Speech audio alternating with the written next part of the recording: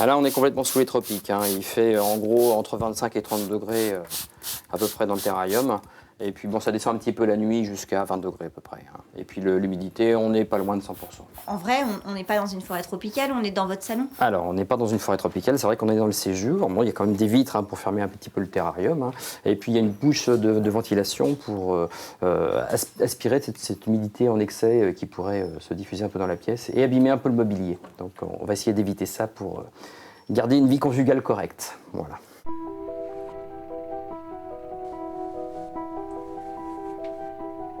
Des plantes carnivores au milieu du séjour et dans tous les coins de la maison. Stéphane Joly est un passionné. Elles ont un côté, on va dire, attachant, parce qu'elles sont collantes en grande majorité, pas toutes, mais donc c'est vrai qu'elles ont ce rapport avec les insectes que j'aime bien. Ça, c'est vrai. Et puis, donc, cette difficulté de culture, hein, on a des milieux qui sont très différents, et c'est vrai que cette difficulté de culture, on ne l'a pas forcément dans les autres genres. C'est vrai, il aurait pu cultiver des orchidées, des bégonias, mais les Dracula, les Drosera, les Darlingtonia ont pour lui des charmes que les autres n'ont pas. Il a même installé un studio photo dans un coin de sa serre. Est-ce que vous les trouvez belles? Ah, je les trouve très belles.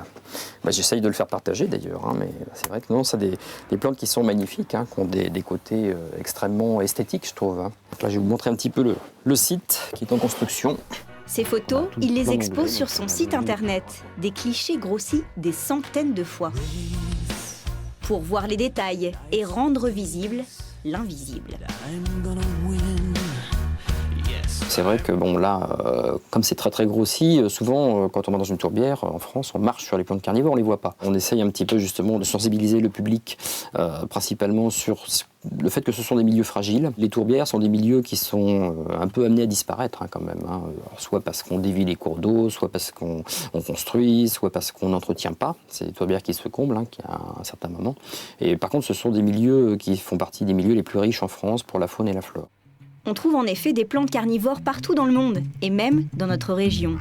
D'ailleurs, derrière les vitres de la serre, il fait toujours près de 0 degré.